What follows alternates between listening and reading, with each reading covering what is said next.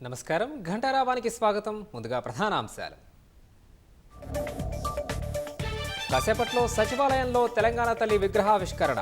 1,00,000 మంది మహిళలు హాజరయ్యేలా ఏర్పాట్లు.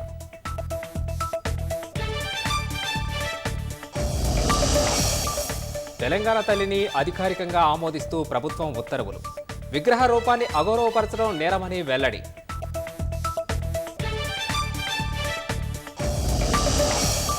ప్రోటోకాల్ ఉల్లంఘనలపై బీజేపీ కాంగ్రెస్ సభ్యుల మధ్య వాగ్వాదం.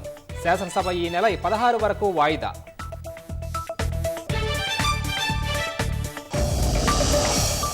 జీతభత్యాలు పెంచాలని ఆశా కార్యకర్తల ఆందోళన, అరెస్ట్. ప్రభుత్వం అన్ని విషయాల్లో విఫలమైందని బీఆర్ఎస్ విమర్శ.